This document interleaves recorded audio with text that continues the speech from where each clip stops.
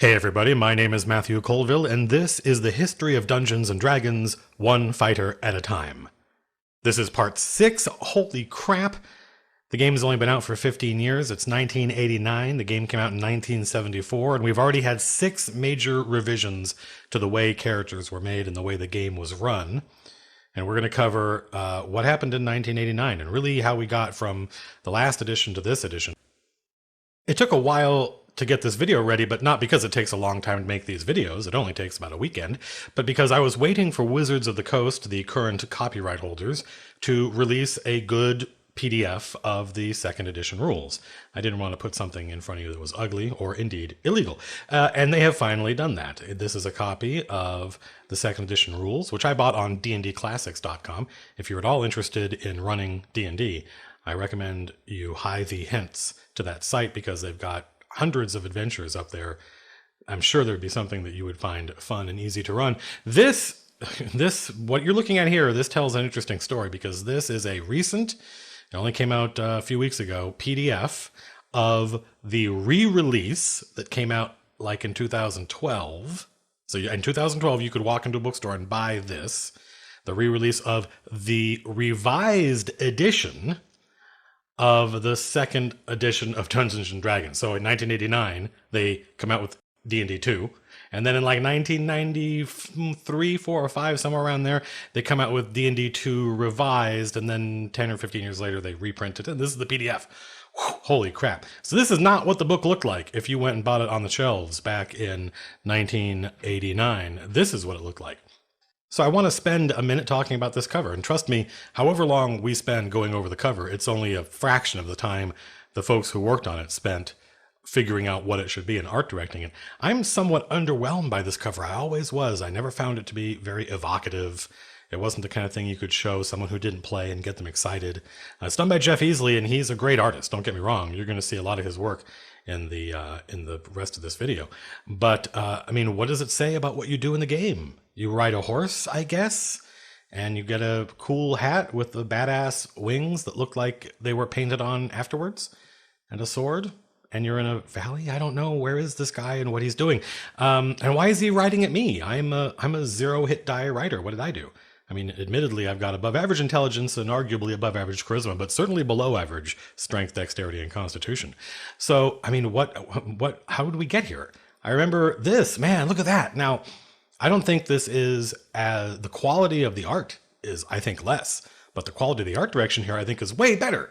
Because look at these guys. These are adventurers, like they're going over a map. They're getting some loot because they killed a bunch of lizard men in their temple. Look, you can see the braziers there. It's evocative. And for their troubles, they are getting the ruby eye from the lizard man's demon god, right? That's loot. That's sword and sorcery, man. That's Conan stuff. So you look at this cover and you go, wow, I want to do that. That's cool. And you look at this cover and you're like, I get to ride a horse. And you know, horse riding, I don't know if there ever been an edition of D&D that made mounted combat kind of fun and second nature. Answer, no. So what is the horse doing on the cover? There was lots of better ways to do this. And in fact, I think a better way is the revised edition, which is this. Unfortunately, I couldn't find a bigger image, but I believe this is also a Jeff Easley, and it shows 3 dudes, a barbarian, a ranger, I think he's a wizard, breaking down a door. Rah! See, now that's cool. It's dramatic.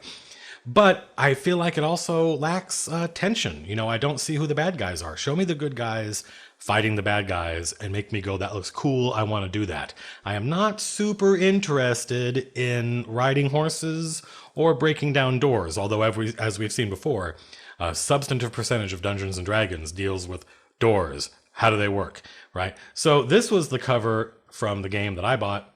And second edition was the edition that my friends and I played the longest. We started in 89 when it came out. We'd already been playing for a year or two before that. And we played through till, I don't know, probably 98, 99. I think the only reason we stopped playing, unlike every edition after it, the only reason we stopped playing D&D 2 was we just moved on to other games. Third edition and fourth edition, eventually there were rules that bugged us so much that the annoyance outweighed how much fun we were having. And again, I've played every edition of D&D for years. And this one it was for a long time, it was the lingua franca of everyone that played fantasy role-playing games. You could go anywhere and play D&D 2nd edition, and everyone knew the rules, and they were relatively straightforward. In fact, a big percentage of the difference between 1st edition and 2nd edition is just the way they organize the rules. They talk about that a lot. There are a lot of people that think it's a huge difference, but I'm not one of them. I think it's relatively minor. Now, if you were playing D&D at the time and you knew, the 1st edition of Advanced Dungeons & Dragons like the back of your hand, then it may have seemed to you as though the difference between 1st and 2nd was huge. But for me and my friends, I can tell you it wasn't. It was primarily in the way they organized it. And if you go back and look at why the folks at TSR wanted to do a 2nd edition of D&D, it was mostly because they thought the stuff was poorly organized. The first time we see any mention of a 2nd edition of Dungeons & Dragons is in a Dragon magazine that came out in November 1985. This is written by Gary Gygax. So here in late 1985, this dude is still in charge, and he's talking about what he sees as the future of the game. He imagines they'll start working on it in about 6 months, and indeed they did. Although by that time, he was no longer in charge, and soon afterwards he would be fired. So all of this stuff he's predicting here, he would not be around to see or make happen. So let's see how close he comes to getting it right. He thinks it'll take about 2 to 3 years to complete. Well, the game came out in March of 1989, so he was right, in spite of not being there to make it happen. What did he think would be the substantive changes? And you'll see what I mean when I say not going to be that big a deal. Monks as a PC type will certainly be moved to an Oriental themed class, he says. And that was true. Monks in 2nd edition were not a core class. They're not described in the player's handbook. Furthermore, he says, bards will be rewritten to allow a player to start as a bard. And that happened. That actually is here in the 2nd edition of D&D. You can start as a bard. People liked bards, apparently. But, I think Gary really liked the idea. I think, and you see this in his work outside of TSR, he was moving toward a model where you could basically play whatever kind of character you wanted. And the idea of class became meaningless to him. And the way he expressed that in this class-based game is by creating more weird noodly classes like the Mystic, a subclass of the Cleric, the Savant, a subclass of Magic User, and the Jester, a subclass of the Bard, right? Subclasses for everybody, whether you want them or not. Like, I don't think that many people wanted to play a Bard. Why would they want to play a Jester? But that was how he viewed the game, is just give people tons of crazy choices and let them play what they want. He goes on to talk about, how the elemental planes would be organized. Does that matter to you? You watching this video, do you care about the way, as far as the one edition of the game to the next? Does it matter, like, how the elemental planes are organized? That seems incredibly noodly to me. And psionics, he would like to remove the concept from a medieval fantasy role-playing game. And, I feel kind of the same way. This is an entirely personal attitude, but I feel like mental powers belong to science fiction. And he felt the same way. Although, obviously, you're going to see coming up, a lot of people felt as though, D&D was a kind of kitchen sink idea, and you could have 6 guns and you could have laser blasters. One of the famous adventures was Expedition to the Barrier Peaks, where you find a spaceship with robots and laser pistols. So why shouldn't there be psionics? It's just completely personal preference. I would say put the psionics rules in that adventure, right? But who cares what I think? Let's move on. So yeah, this is what Gary thought was true of 2nd edition. He had his own idea. And I think it was really just, hey, we want to reorganize all this stuff and make it easier for people to find what they want. But he wouldn't be around to see any of this. By 1986, he was out.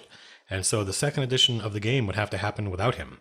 And in fact, there's a great article on John Peterson's website called The Ambush at Sheridan Springs that describes on a blow-by-blow basis what happened between Gary and the rest of TSR and how he lost control of this thing that he created. And there are a lot of parallels there, frankly, between the story of him and TSR and Steve Jobs at Apple. Steve Jobs also lost control of the company that he helped create. So people are talking about, what's next, a second edition of the game. People feel as though there's been a ton of supplements that have come out, some of which, especially stuff from the Dungeoneer Survival Guide, I think, people expected to see integrated into the core rules. And also probably some of the stuff from Unearthed Arcana. But even that would be somewhat controversial, as we'll see. So the next step is, almost 2 years later, August 1987, I dug up, I think, this really interesting piece of history here, where they included in Dragon number 124, which is, let's see, this one. Right, it wasn't, and I think if I had a better quality PDF, this piece of art would be a lot more impressive. If nowhere in this magazine is the questionnaire, it was included as an insert, which allowed them to also include it in Dungeon magazine, and they could just give it away to retail stores, which they did. They wanted as many people as possible to get a hold of this thing. This is are you ready for this? This is a 6-page questionnaire in which they ask 300 questions about what you, the gamer, expect to happen with second edition D&D. This is crazy. And to me, this kind of, I don't know, I guess this is kind of antithetical to me as a designer. I feel like if you hired me to redesign a game like D&D, I should know what needs to change. Right? If I've played it, if I'm a professional designer, I should have my own opinions. And if the people hiring me are disagreeing with me, why did they hire me? I don't know. But I mean, that hasn't happened to me, and we'll see how successful this becomes. So they ask a whole bunch of questions, and they got a lot of answers, as we'll find out. And we're not going to go through all these, obviously, but I highlighted some of them, including the first thing they want to know is they want to know about you. Who are you? What's your age? How often do you play? What is your gender? How much education have you had? And the first question they ask is no question. I don't know why. Why do they do that? I don't know. They do this a lot. I think because they wanted the number of questions to come out to be exactly 300, so they inserted this random no question throughout the questionnaire. And they ask, so, how do you find out about the D&D game? And I like this. How do you currently find out about new TSR products? Answer number 1, 0. I don't know anything about them. I've never heard of them. What is this questionnaire I'm holding in my hand? I've never been, how did you get this if you've literally never heard of TSR products? That is a very strange answer to let people give you. And the next question down here is, hey, if you stopped playing, why? And one of the answers they allowed people to give was, I have switched to another game system. And they wanted to know why. They wanted to know what was it about that other system that drew you away from D&D. And this is an issue. What do people do when they stop playing D&D? That Wizards of the Coast would tackle, I think, somewhat interestingly in about, 14 years after this. What is the thing you like best about the D&D game? Answer 0 if there is nothing you like best. I am going to do this questionnaire even though I hate this game. I guess that's possible. Do you use minis? Yeah, that's a good question. And something that I guess if I were, I think of the game as being highly tactical, and many of the people I have played with feel the same way. But I've known a lot of people who play just sitting on their couch in their living room. And more power to them. Hey man, who am I to tell you how to play the game? And then they ask, about how often do you play? First question, no question. Okay, fine. How do I answer the no question question? Is this a trick question? Is the no question question a trick question? If two witches watch two watches, which witch watches which watch?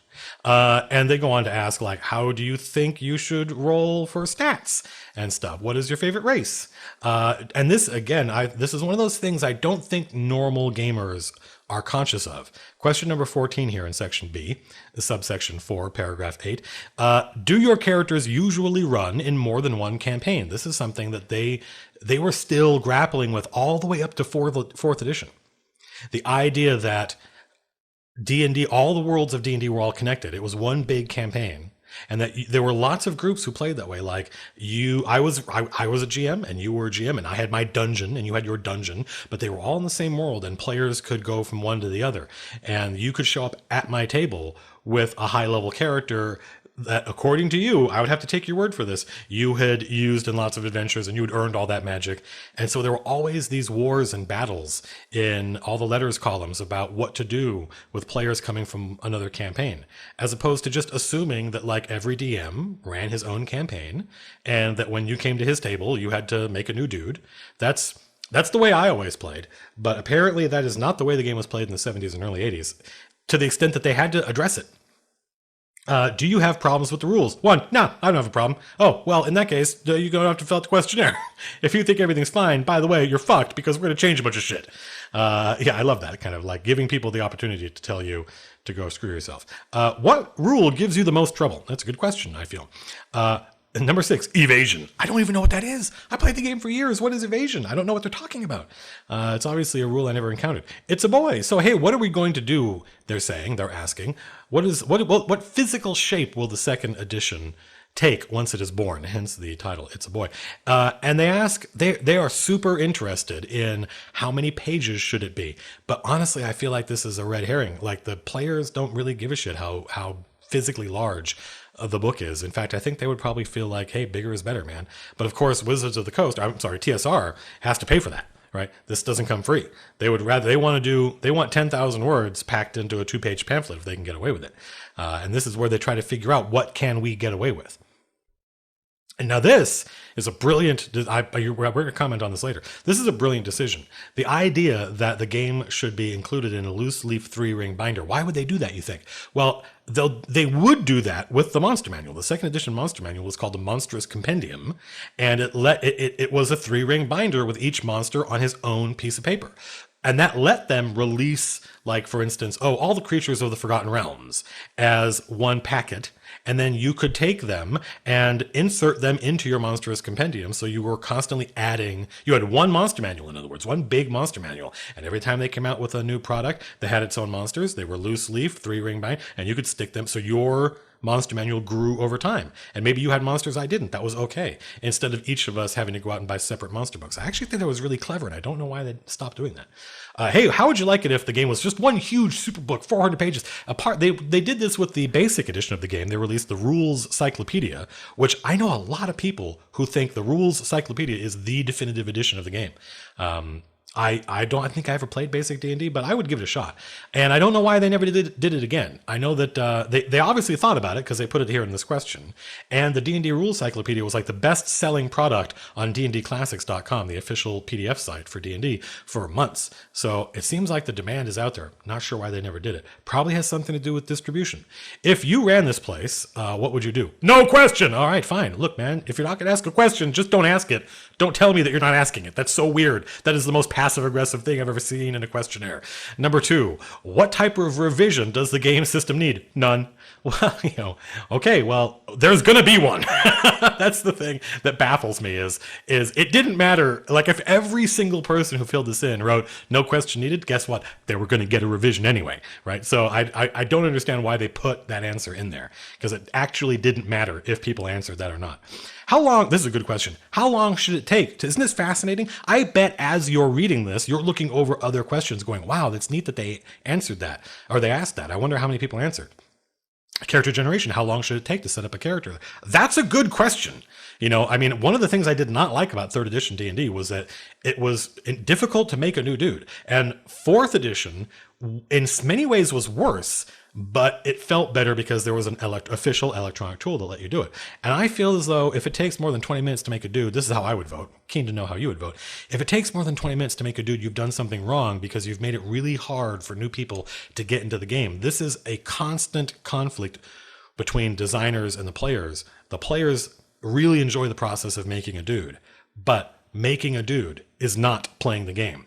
And people who sit down at the table because they see you guys having fun and pushing lead and rolling dice, they want to get in and have fun. So let them. Don't say, wait, before you do that. You have to make all these decisions that don't make any sense to you. You have no way of knowing whether or not a battle axe is better than a longsword, but we're going to make you choose. And you don't know whether or not a D4 for hit points is good or bad, but you're going to have that if you pick a wizard. That's baffling to me. I think there is a better way to get players into the game. And certainly I guarantee you there are people who said, oh yeah, no man, it should take at least an hour. Right? Because they want that super noodly, super crunchy experience. Should human female scores be the same as male scores? Look, man, you know the answer to that question, people at TSR. You do not need to ask it. It's stupid, right? It's dumb, right? That notion of kind of simulating the reality as opposed to your fantasy of the reality is, to me, it's just completely nonsensical. It's distasteful. Don't fucking worry about it, man. Let everybody play what they want to play. God. All right. So yes, should they be the same? Yes. Eliminate all differences. I often wonder if the order in which the questions are listed gives some indication as to what the people writing it expected. And of course, we talk here about, sorry, I just went back and forth. Should human characters have advancement limits? Advancement limits? Why are we still talking about that? So crazy. Game's been out for 15 years now, and we're still talking about limiting a player's ability to get to a given level. How many rounds should a typical combat go? Good question. I feel like I have good answers to these things, and I do. I feel like I could be trusted as a designer to make the game. But I would be interested to see how people answer this. But really, this is just an issue of what you're asking here is how important do you think combat is? Because somebody who says, yeah, man, it should be over really quick, 1 to 2 rounds. That is somebody who doesn't like rolling dice and pushing lead and killing orcs. So the question, how many rounds should a typical combat go, is really the question, how do you feel about combat in D&D? Should there be critical hits? Should there be a hit location? I mean, I don't know why they'd never really just added this, since it seems like the number one thing everyone added to the game. There's 2 or 3 issues that people were constantly house ruling into every edition of D&D. Spellpoints was one of them, and you're not going to get them. Spellpoints was one of them. Hit locations was another one. Drop some of the obscure pole arms, because don't drop all the obscure pole arms, right? Because we have the normal pole arms like a halberd that people have heard of, and that's a normal everyday weapon. Then we need to have some obscure pole arms. We need it. We need to have obscure pole arms. We just have to have them. But should we have a bunch of them or only a few of them? I love that. I love that idea that we are doomed to have obscure polearms, whether we like it or not. Cut longsword damage versus large opponents. This is something where if you're a new person playing the game, you might not know, but for the first 20 years of D&D, a longsword would do like a D8 versus a normal sized dude, or a D12 versus a giant of damage. Why? Maybe there was a good reason, but to the best of my knowledge, it was never explained. And that kind of design is baffling to me. If you're going to have these, what appear to be arbitrary differences, you need to put some explanation in the rules. What else is in here? The value of money should be changed so that copper is worth something. That's a really interesting statement, because I think it misses, and it tells you the difference between like how the game was written and how the game was played. The people playing the game designed it so that copper was a way to award treasure and present the players with a problem at the same time, right? Like if I give you 1,000 gold pieces, but in copper, that's like 100,000 copper pieces. That's a colossal amount of weight. So you're like, the greedy part of you is like, ooh, I want that money, but how are you going to get it back to town? That is kind of a fuck you on the part of the GM, and I'm not I feel like that's bookkeeping, that's accounting, right? I'm not sure why that would be something that people would find fun, but they did. I think there was a lot of adversarial relationship between the players and the DM back in the day. So should the value of money be changed? I mean, that's a good question. If it's not, if copper, if you can't do anything with 10 copper, then cut it. It's stupid. More ideas as to how to take money out of the campaign. I think that's a good idea, right? Money loot is one of the things you adventure for, and players like having more of it. But once they realize there's nothing really to spend it on, they stop caring about it, and that changes their motivation, which I don't like. I think the players should be motivated to go kill the lizard men cultists and steal the ruby from their demon god, because the ruby is worth money, right? So the third edition of the game did a great job, by the way, of giving players ways to spend money. Rules for incorporating gunpowder, sci-fi high tech, right? Expedition to the Barrier Peaks. Why not? Any rule that gives an automatic, this is important, listen to this. Any rule that gives an automatic adverse result should be revised to give it at least a small chance of success. This is the classic save or die. If you're new to the game, you may not be aware that there were a lot of spell effects and bad guys that would say, okay, roll a 20-sided die. If you roll under an 11, your character dies instantly. There's nothing else you can do about it. It's all going to come down to this one die roll. And people thought that wasn't fun. It was fun, but in a weird way. It was fun when you were the player watching it happen to someone else. Right? It was that Schadenfreude, right? You were like, oh man, I'm glad it's not me, right? And you sort of hope that something awful would happen because it would be interesting. At least it would be interesting, right? But the player who's going through it is not having fun. And there are ways to design the game such that I think we can all have fun without it being at the expense of each other. For DMs only, no question. Once again, we We need to tell you that we're not going to tell you what we're going to tell you. Hey, what else should be in the game? Should we have infravision or ultravision? Again, it used to be there were 2 different ways to see in the dark. Isn't that crazy? And they would change this ultimately and unify them to dark vision, which is, I think, a reasonable design solution. And then that was it. They got to the end. There were like 5 groups of 60 questions. And then they had a couple of questions just to ask you what your attitudes toward character creation was. Character classes are too restrictive and contrived. This is what Gary was getting at a year before. The idea that, hey, maybe there shouldn't be classes, or maybe there should just be a whole ton of them so that you can basically play whatever you want. And this is something they are never going to do. There will never be an edition of Dungeons & Dragons that lets you just invent your own, like a point-based system where you just spend points on different skills and abilities and there's no such thing as a fighter or a wizard. That's just never going to happen. So if you want that, you're going to have to go somewhere else. Characters should be generating by rolling 3 dice with no rerolls. Any other method creates super characters. So you can see that this was a popular attitude, so popular that they included it in here just to see how many people would respond. Now, keep in mind that this was only true of the game back in 1974. Already, I think by the Greyhawk in 1976, they gave people more options. And by the time Gary revised the rules in 1979, he explicitly says, if your character doesn't have at least 2 15s, you need to re-roll. Right? But even though I don't think anybody knew that because it was buried in the rules. Alignments are stupid. Well, you know what? They will always be with D&D. It's one of those things that people fight over, although I've never really understood why. And it's something people associate with D&D. Like if you go watch Adventure Time, you know, Finn says, I can't do that. That's against my alignment, right? It's permeated into our culture. So what did they do with these 600 questions and all the answers they got? Well, I'm not sure, but I think by and large, they ignored it.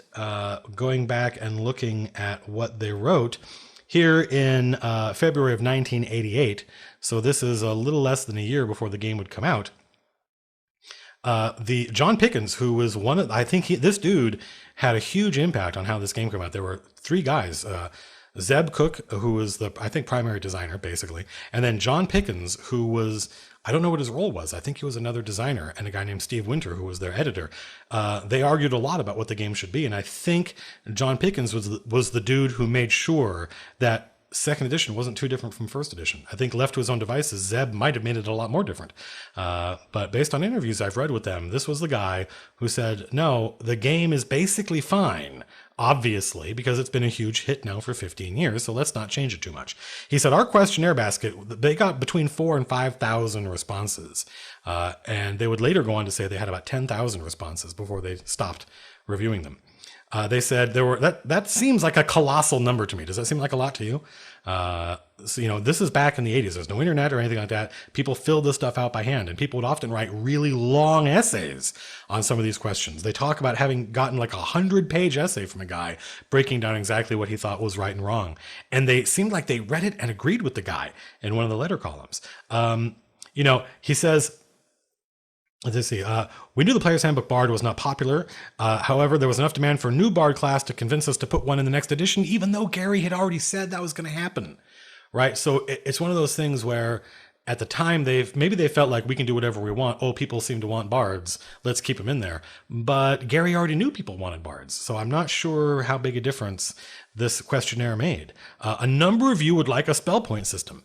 You're not going to get one. I mean, that's the bottom line. It's just never going to happen. Vancian magic, as they call it, based on Jack Vance's fantasy series. Vancian magic, where wizards have to memorize a spell in the morning, and then once they cast it, it leaves their mind. It leaves their memory, because spells have power and almost have a life of their own, is something that they feel is uniquely quirky to D&D. There is a version of D&D, 4th edition, where no one memorizes anything, really, but it's still not a spell point system. It's funny that when they finally capitulated on the whole Vancian magic thing, they did not give people what they wanted. They gave people something else that maybe they didn't want. We'll find out. So at this point, what state was the design in? Well, let's see. This is February 1988. And by November 1988, which is, almost a year later, David Cook, Zeb, I guess people just called him Zeb Cook, I presume. Otherwise, why put that there? Zeb Cook came out and says, listen, man, we were done with the first draft of the rules in January of 1988, right? So let's just put that in perspective, right? When John Pickens was saying, we've already got 4,500 responses, they had already finished the first draft of the second edition rules, right? They already knew what they were doing. The questionnaire, I think, was just an opportunity to get a little bit of market research, mostly find out how old are people, how often do they buy books and stuff like that, and try to figure out, maybe smooth some of the rough edges off this second edition and course correct. Are we doing something horribly, horribly wrong? Even then, I think probably if you listed the 3 things people wanted the most, stuff like hit locations, stuff like spell points, they already knew they weren't going to give them to them. All told, they had about 20 to 30 groups playtesting. Now, they make this out to seem like a lot, but I guarantee you it was not. I guarantee you many of those groups were just 1 or 2 people who would get their playtest packet and read through it and invent, oh yeah, no, my group and I played it. That's every game I've ever worked on, and I used to be in this business, had some number of playtesters who actually didn't play the game. And so when they try to inflate this to make it sound like, oh, between 100 and 200 players, I mean maybe 100. Right, so that doesn't seem like a lot to me, considering how popular this game was. But at the time, the notion of like open sourcing the playtesting, having an open beta, didn't really exist. Right, that was an idea that, as far as I know, hadn't been invented yet in the game industry. So they're saying here in November of 1988 that back in January, they basically knew where things were going, and that let them release the second edition according to Gary's timeline. Basically, the questionnaire, I'm not sure it mattered much. There was this cool thing I found online in addition to the questionnaire. There was this thing, the second edition preview, which I don't remember. I might have had a copy of this. And this was something they gave out at game stores so people could pick it up. And it's really just a big essay on what second edition was and was going to be. They would do the same thing with third edition. I remember that. And you can see there, you can see the 3-ring binder, right? Look at that thing. And you can see how the Monstrous Compendium, not Monster Manual, was going to be released. This was a really neat idea. The problem was, of course, that the 3-ring binder fell apart. They couldn't make it of high enough quality. There's really no, have you ever had a 3-ring binder that didn't eventually shit the bed? You know, pages would get ripped, and then what? You're going to buy a whole new one of these things. These were expensive. So I think it was a good idea in concept, but there's probably no way to execute on it that would make it work the way it was imagined. And they talk about what the big changes were. And I love reading the introductions to all of these things because I feel they're super revealing. They said, experienced players, what a weird statement to make. Listen to this. Experienced players will find all the rules they've grown accustomed to. Well, then why is there a second edition? What's the point of me shelling out money for this if all the rules I'm used to are here? New players will discover a more complete and easier to understand set of rules. How is that possible? If I'm a new player, how do I know this is more or less complete than an earlier edition? It is completely nonsensical, right? They seem to have no real reason to create this new edition other than it would be nice if things were organized a little bit better. And ultimately, I think each new generation of designer showing up at TSR or Wizards of the Coast wants to do it their way, man. The new blood comes in and they're like, we want our own edition. And I don't think there's anything wrong with that. I mean, there were a lot of conspiracy theories about each edition, about why it came about and how they had to do this or were legally required to do that. And in every instance, I think those rumors are false. I think it basically boils down to the new designers want a new edition. In the second edition, rather than try to come up with a rule for everything, we tried to show players and DMs how to handle every situation using their own judgment. If you switched from 4th edition to 5th edition with me, this will sound super familiar to you. There's apparently, looking back, there's this constant ebb and flow, a tide almost. The tide starts low and the DM has to make everything up, right? And then the tide rises and there's this perception as rules grow that they've created a rule for everything, quote unquote. And then people rebel against that and the tide ebbs again and it's back to just make it up, man. Who cares? You know, it's crazy reading interviews with Zeb Cook about how a lot of people playing the game back then, and I've had people tell me this. I've had people tell me that when they played a game, they were told, you can't do that. It's not possible for your character to do that because it doesn't say you can do it in the rules. Therefore, you can't do it. But I've never known anybody that played that way for real. But there's definitely that perception out there that eventually the game becomes a rule for everything and restrictive. And so this is an attempt to get back to, hey man, do what you want, dude, make it up. Lots of options. There was a lot of optional This is the second edition game to be the first. Comparing these two editions is like comparing a Porsche to a Model T Ford. You know, that is not true, because I played both these editions and they are awfully similar. The difference between second edition and third edition, holy crap. And that video should come much more quickly because I already have great PDFs of those. So is there anything else interesting in here? What have they been doing? Why do a second edition? Because in truth, the AD&D rules are not perfect. Oh, good. I'm glad you have solved that problem and that these are perfect and will never change and they will last forever. It's a very strange, like the D&D rules weren't perfect 10 years before this. Why wasn't there a second edition then? Who decided there should be a second edition? And they said, the decision came from you, the players. No, that's bullshit. All right. It came from the guys at TSR. There were new designers there and they wanted to make a new edition of the game, man. There's nothing wrong with that. Just say that. I don't understand.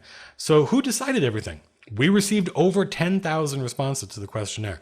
Yeah, but I think they basically ignored the stuff that they didn't already want to do. Which is kind of what I was saying before as a designer. Like, these guys should know what makes a good game, what makes good D&D, and they should have been able to fix the game in places they thought it was broken. Otherwise, why hire a designer? So what else is in here? There's some really awful art. Sorry, whoever drew this, I apologize. But I mean, it looks like you spent about 10 minutes on it. And here we have their whole pitch of the Monsters Compendiums, which, I mean, I think everybody I knew back then liked when it came out. But again, once the pages started ripping and tearing as you flip through the book, people started to go, maybe not a good idea.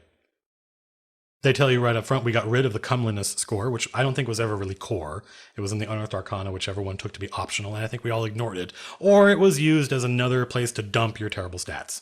What's the biggest change you made? That's a good question. The biggest change we made in the character creation system was putting a limit on the proliferation of character classes. Under the new rules, the old familiar classes are organized into 4 major groups. Again, first paragraph, what did you change?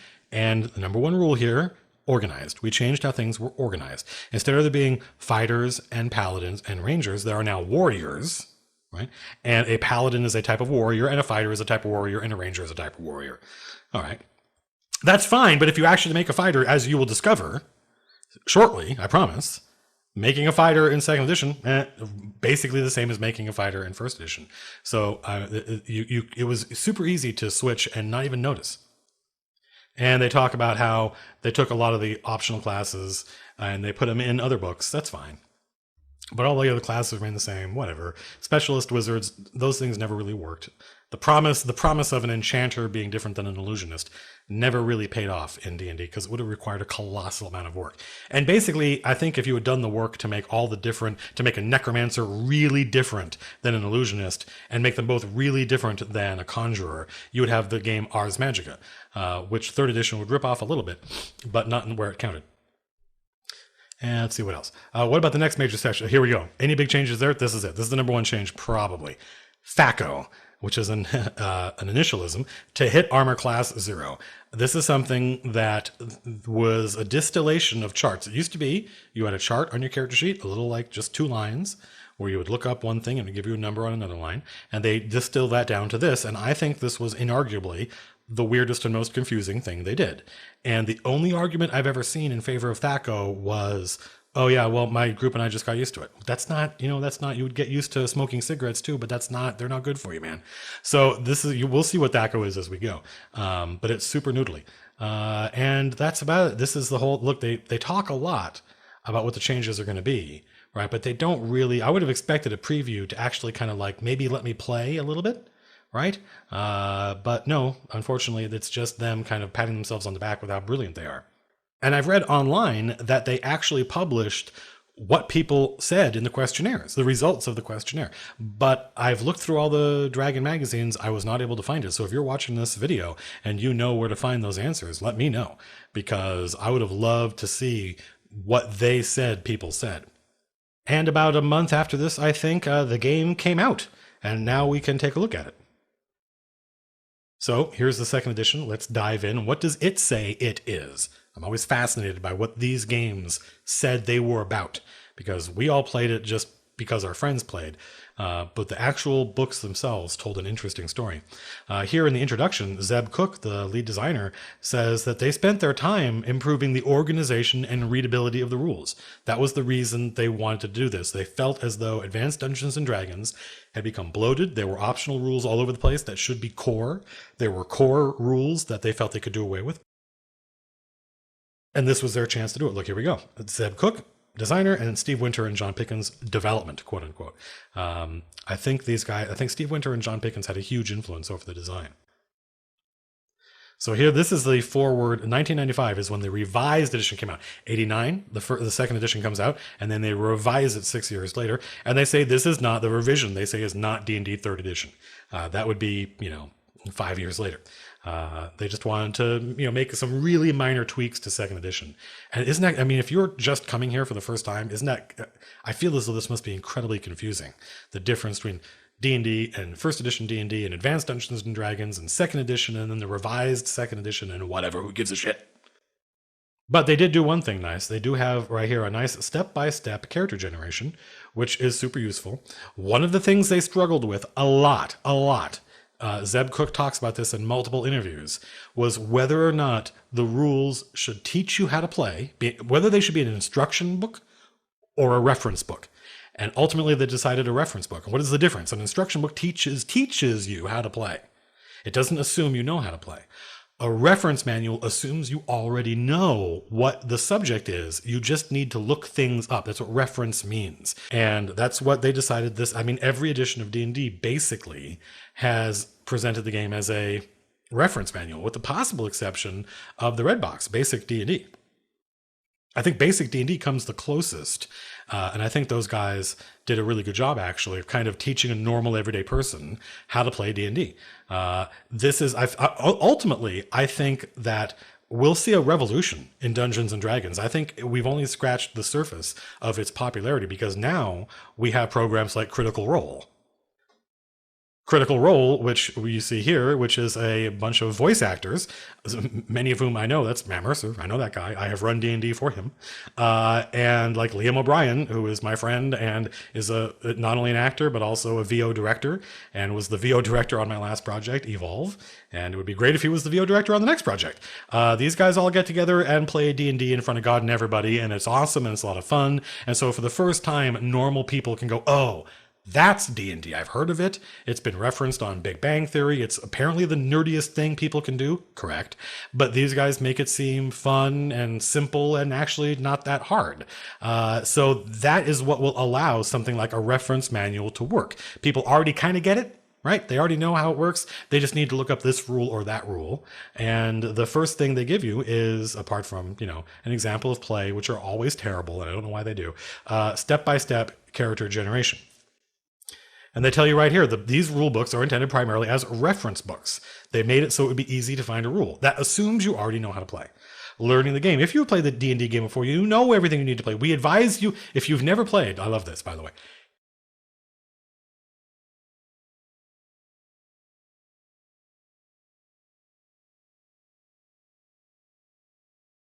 It's funny how the advice they give to new players versus legacy players, people that have already been playing. If you've played this game before, we advise you to read the entire player's handbook. Yeah, what could be more fun than just reading pages and pages and pages of tables? And then they say, but if you've never played D&D before, the best way to learn to play is to find a group of experience. So congratulations on buying this book, but you're kind of screwed because it doesn't tell you how to play, really. You need to go find other people. Now, I say that in the most sarcastic way possible, but, really, I basically agree. I think that the best way to play the game and the traditional way to play the game is to go find people who are playing.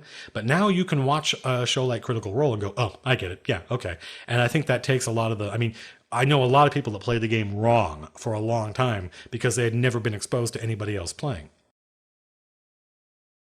They were playing in a vacuum, basically. Here we have, I'm a writer, so I just get a little bit about this stuff. I'll go to a little tilt. The male pronoun, he, him, his, is used exclusively throughout the AD&D game rules.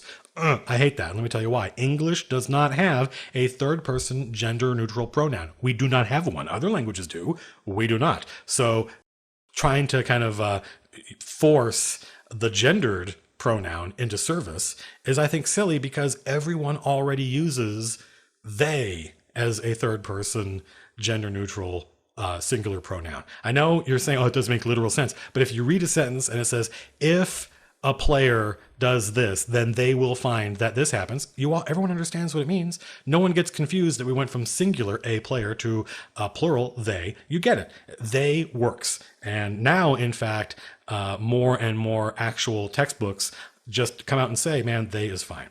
So this is one of those things that, I don't mean, it bugs me a little bit. I think you'll see 5th edition does a really good job of being a lot less uptight about this stuff. Although technically it's me that's being uptight. I admit it, I'm a writer. Okay. So here we have the step-by-step character creation, which I'm not going to go through right now because I've copied it into Fantasy Grounds so we can use it. The first thing you do is you roll your ability scores, and the last thing you do is equip your character. I think it's last. What's next? Whoa, Jesus! Oh, apparently after you equip your character, you get eaten by a giant grouper fish with, what is that? Like a huge anus in its mouth. And these guys seem awfully jolly for 3 dudes who are about to be eaten by a fish. Because let me tell you, that little force bubble, it'll keep you breathing, but it won't save you from this dude. Player ability scores. This is crazy. Watch this. All right. So method 1 in the DM's guide for advanced Dungeons and Dragons is 4d6. Take the highest 3. Right. That was the default method in advanced Dungeons and Dragons. But for some reason here, the default method for 2nd edition goes back in time to 1974 and says roll 3 6-sided dice. The total shown is your strength. So in other words, you're going to generate a crappy character. I'm completely baffled as to why they did that, except maybe this is a result of the questionnaire. Maybe a lot of people said, man, 3d6 straight up. Every time I've had somebody say that to me, it's just been because they thought it would be neat to go back in time and roleplay that nostalgia. It is not something they genuinely enjoy as a method of character creation. No one likes having a crappy character. Method 2, roll 3d6 twice and then pick the highest one.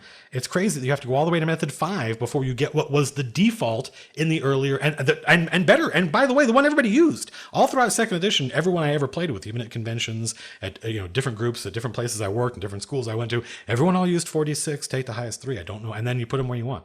It's baffling to me that they buried that down here in method 5. And here, apart from THAC0, I think is the biggest difference in between 1st edition and 2nd edition for us making a fighter is that they added what's the maximum you can lift, maximum press.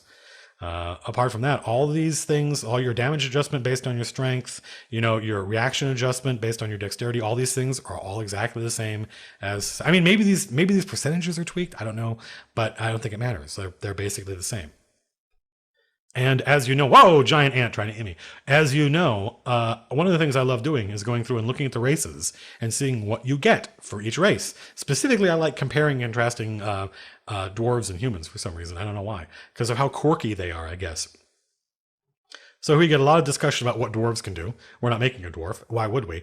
It says, by nature, dwarves are not non-magical and never use magical spells, though they can get. You can't be a cleric, but you can't be a wizard. And because they are non-magical, or they are like resistant to magic, they get a bonus to their saving throws against attacks from magical wands, staves, the proper plural of staff, rods, and spells, which for some reason I think is actually, that's kind of neat, right? And then this is where it gets noodly. You get +1 for every 3.5 points of constitution. Crazy, but I mean, it makes sense, I guess, right? You're resistant to that kind of stuff. You get bonus to your saving throws against poison. So this is pretty good. This is actually seems a little bit better than dwarves of previous editions. I resist people using wands against me. That happened all the time. I'm resistant to poison. Poison, very common in the game.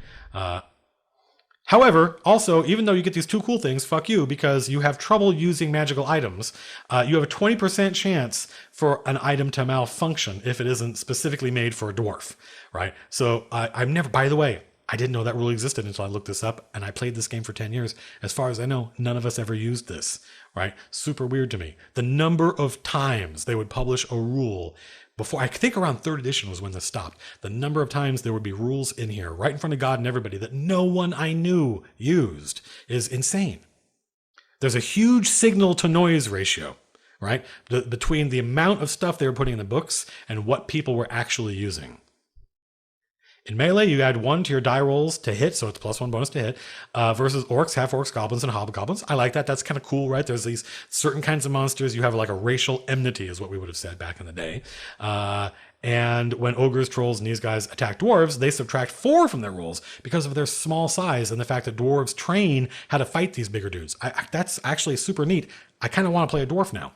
Dwarven infravision lets them see in the dark. And unfortunately, there would be infravision and ultravision, but basically, dwarves can see in the dark, right? That will be true from now on.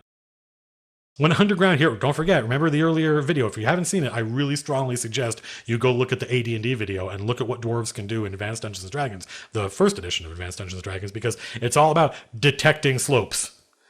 Like, if we are on a really, really gradual incline, I know about it, and I'm suspicious. Why? Where are we going?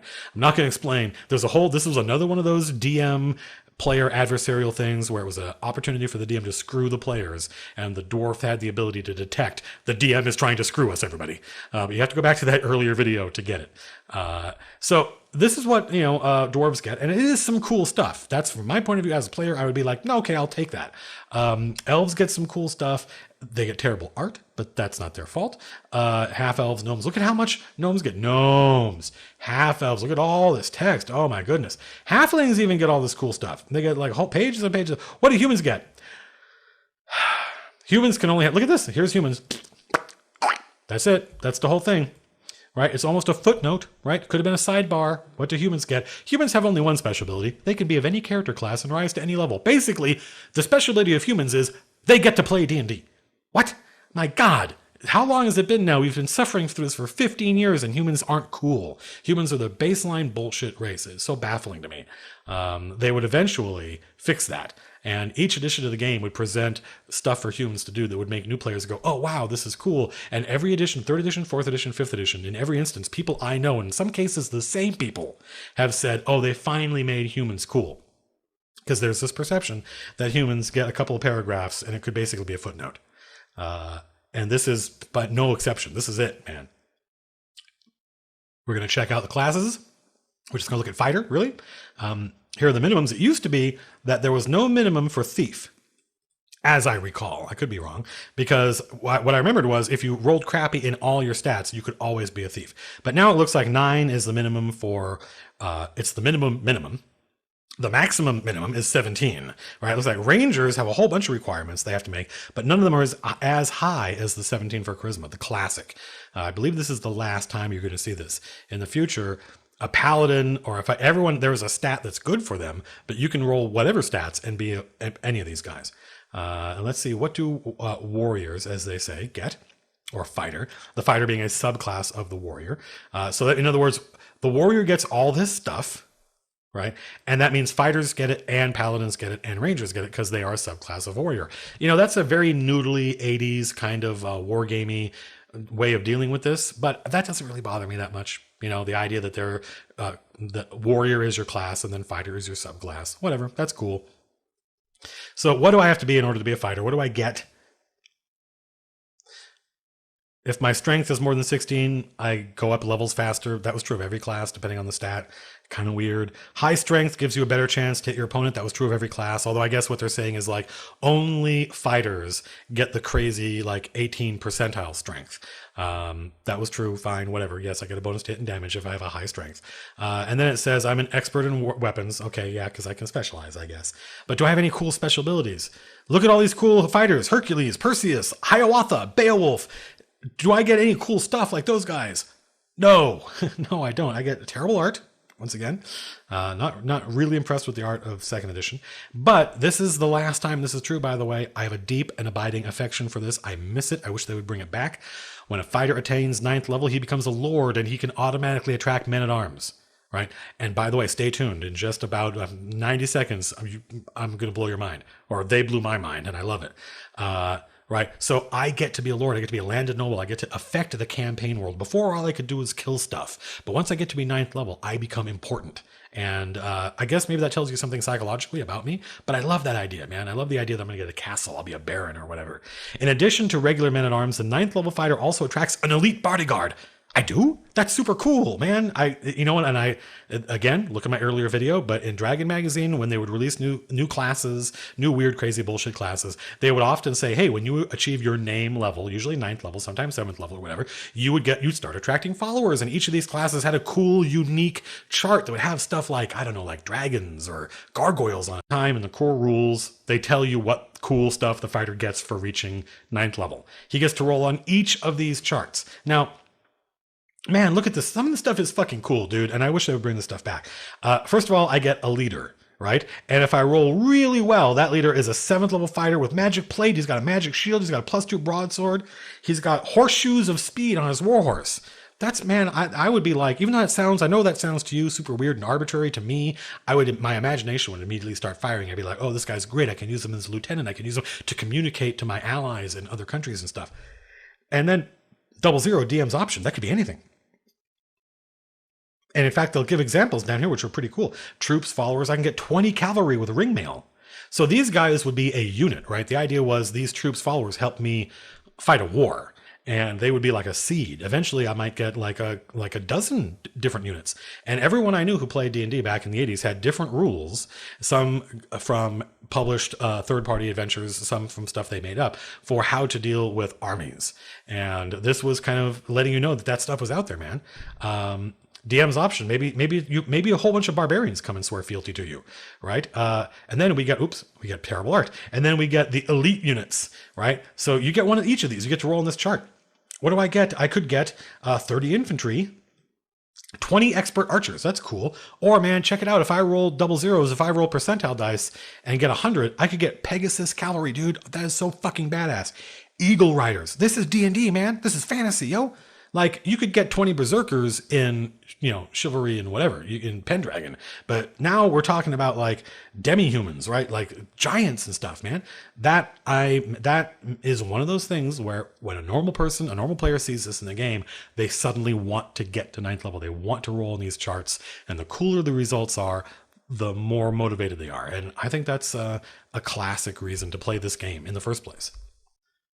Okay, so having looked at all this, I think we're done with the history lesson. It's time to start rolling dice, man. It's time to see what happens to Duncan number 6. Let's see. Oh yeah, and this was one of the big things about second edition was they changed. This is one of the things when people talk about the differences between first and second edition. I mean, you can go look up. I'll include it in the doobly-doo below the quote unquote like button. Don't forget to click the like button. But one of the things you can look up is, hey, man, what were the differences between first edition and second edition AD&D? And people will tell you. There's some great lists, including this one at RPG Stack Exchange, that tells you what the differences were. And you can judge for yourself whether or not they were substantive. But I know that one of the things people talked about a lot was the fact that they changed demons and devils. They didn't change how they worked or what they looked like or what their powers were, but they changed what they called them. So they were no longer referred to as demons and devils in second edition. They were called Batezu and Tanari. And me, as a teenager back then, I was like, that's cool, man, whatever. As far as we were concerned, they were still demons and devils to normal humans, but they had their own names, right? Like, they didn't call themselves demons and devils. That's silly. That's the names superstitious peasants here on the prime material plane called them. But if you lived in their world, if you were from the plane of fire, for instance, then you knew them as Batezu and Tanari, and they had their own hierarchies and languages and culture and whatever.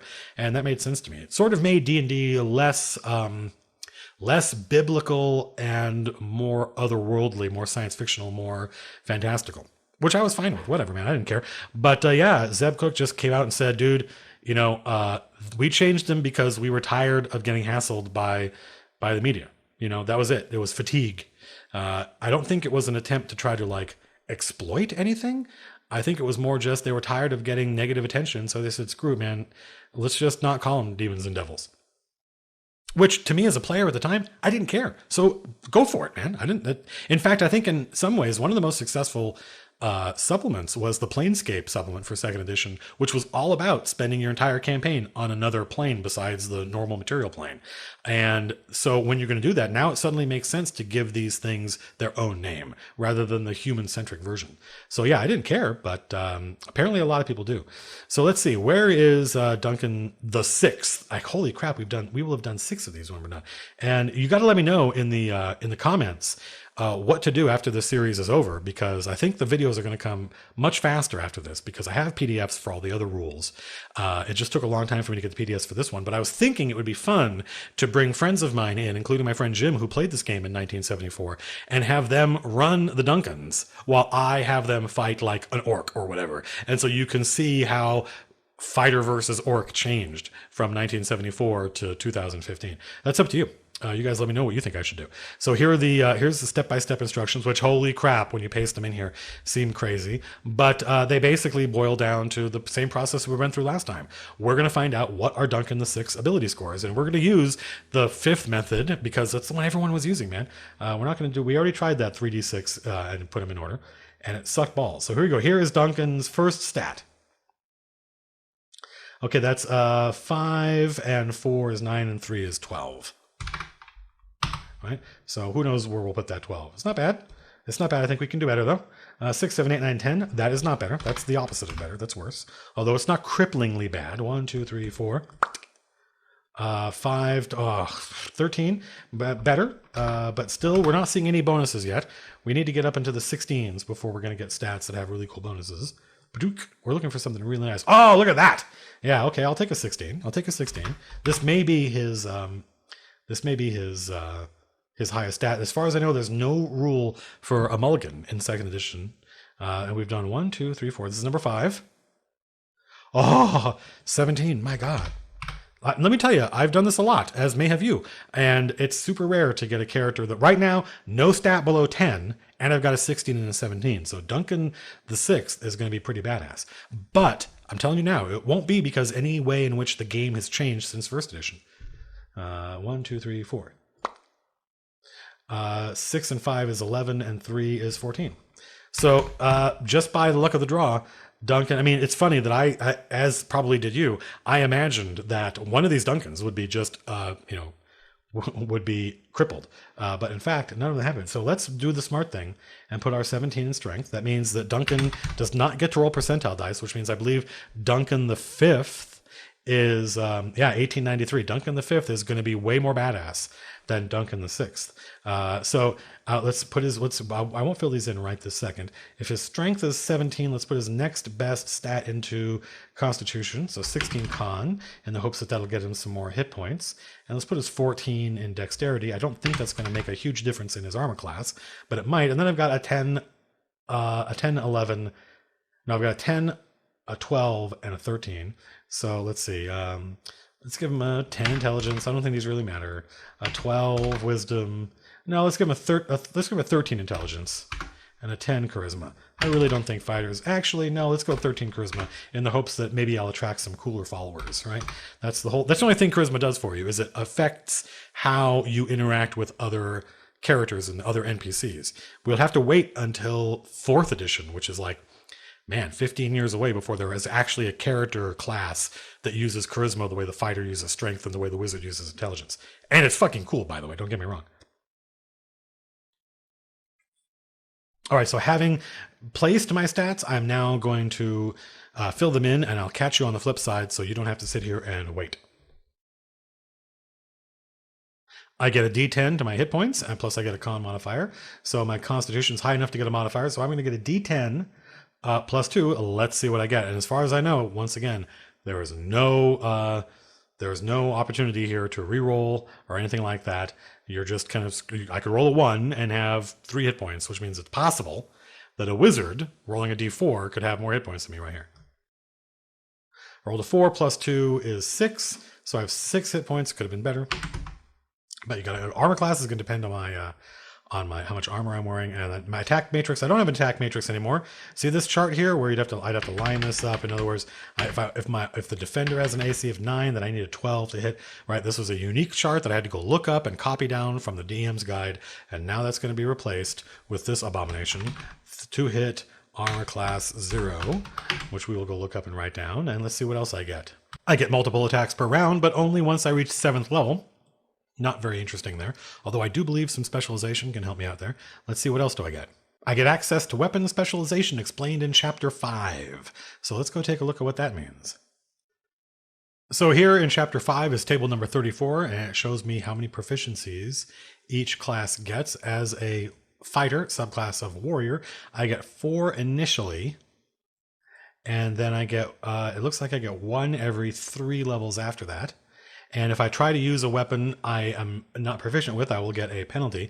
This is the last time that's true, I think. I'm not sure. Maybe 3rd edition. We'll find out. Eventually, they'll figure out that anyone can use any weapon, even a wizard. A wizard can pick up a sword, but they give you a proficiency bonus if you are skilled with it, which to me is better design.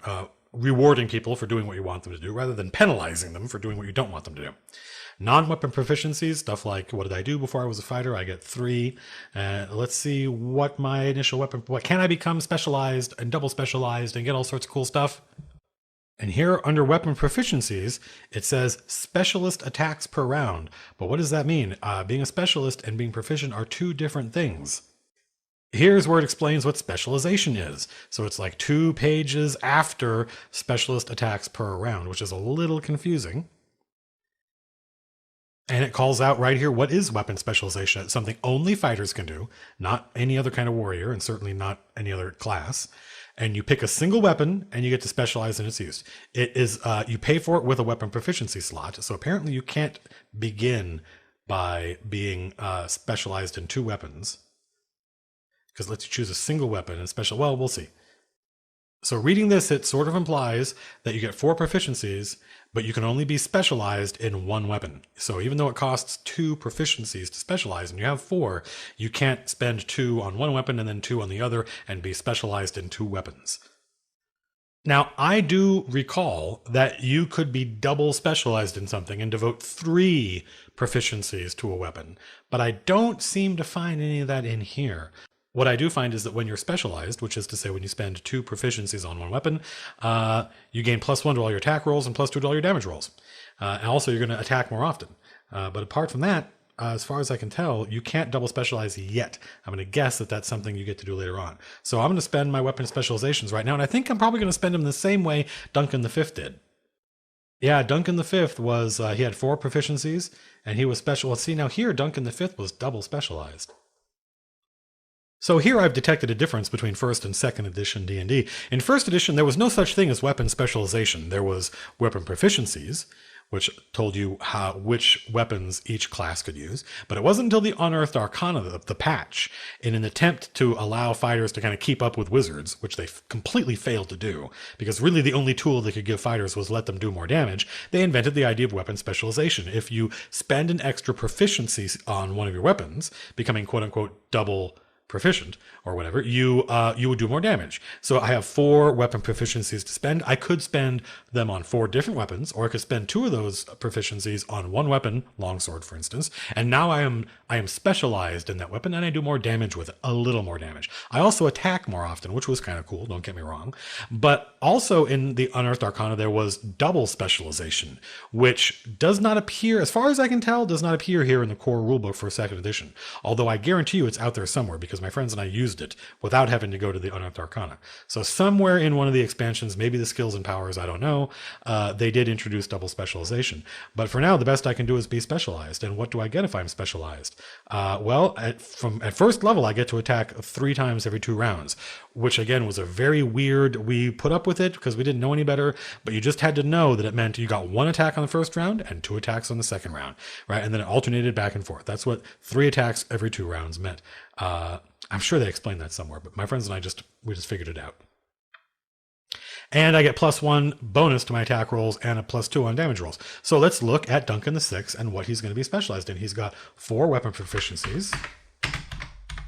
He's going to get longsword. I'll put a little asterisk there to show that he is specialized. And then he'll have a longbow, because you need a ranged weapon. And what else would be nice? I've got a dagger. How about that? It's always nice to have a little weapon in case you go somewhere and they say, oh, we need to confiscate your weapons, and if you've got a dagger hidden about your body. You never know when a tiny little knife is going to come in useful. So here's my longsword, which is, if you give me a second, I will fill out how much damage all these do. We assume that I'm going to be able to have, a couple of weapons, but let's find out exactly how much money I'm going to get. What are my initial funds? Since I'm a warrior, I'm going to roll 5 4-sided dice and multiply the result by 10. So here's a 4-sided die. 1, 2, 3, 4, 5. And 2 plus 2 is 4, plus 4 is 8, plus 2 is 10, plus 2 is 12. So that's 120 gold. Pretty straightforward. And I guarantee you I'll be able to buy a longsword, longbow, and dagger with that. And when we see each other next, I will have filled all this out. So I just wanted to come in and show you how they laid out the weapons and armor, because I find it very interesting.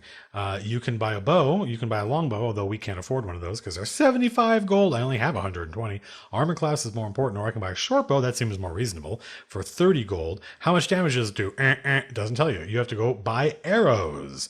And if you buy regular everyday arrows, which they called flight arrows, they did a d6 damage. I find this fascinating. But if you want to shell out double the price, 3 silver pieces for 6, I don't know why they didn't just say 6 silver pieces for 12. I don't know why whatever.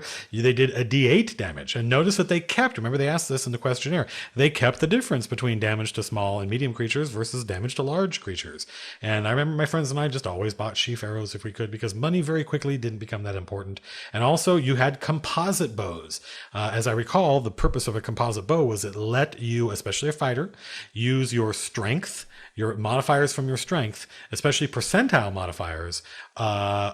So if, in other words, if you rolled an 18, 52 or whatever strength, you could use your full strength in your bow and the arrow did more damage, which is something I don't think it had done previously.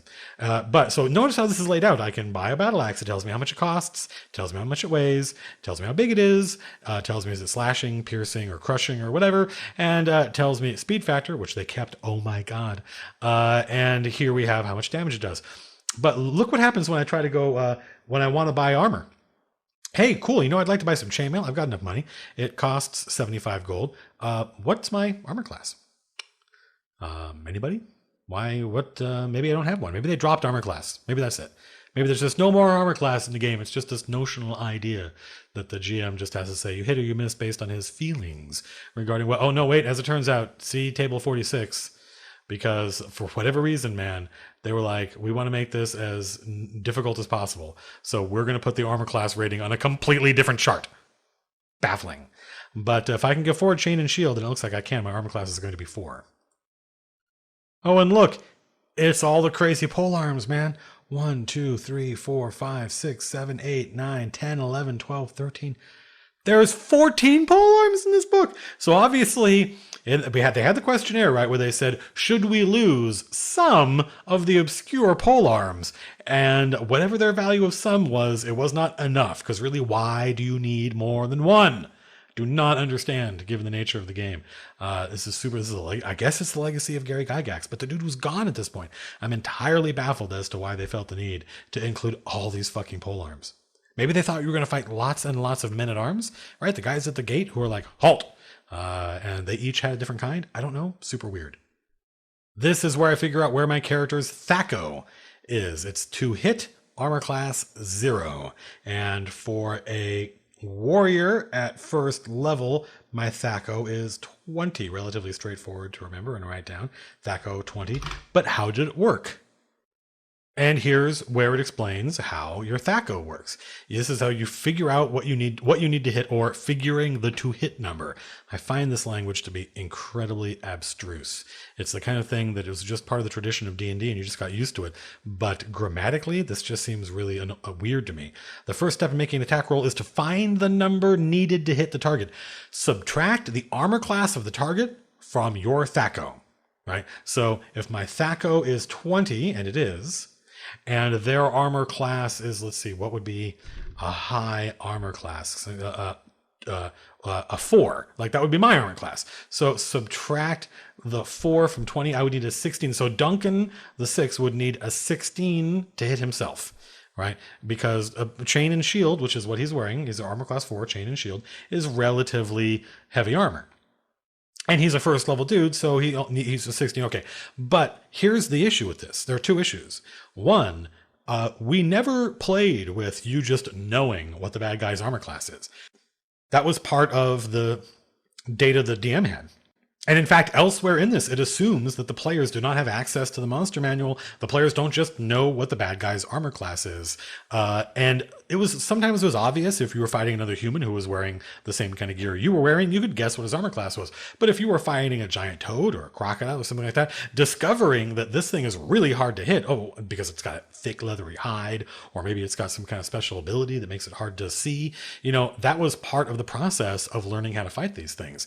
I never had a DM just outright tell us from the beginning of every combat, this is their armor class.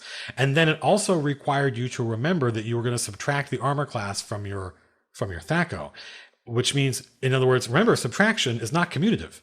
Unlike addition, I can take two numbers and I can add them in any order. I can add 6 and 5, or 5 to 6, and I get the same number, 11, every time.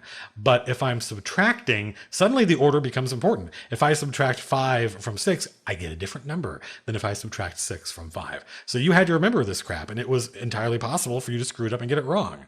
So it was this very kind of, obviously we played with it. A lot of people found it, they did it so often it became second nature.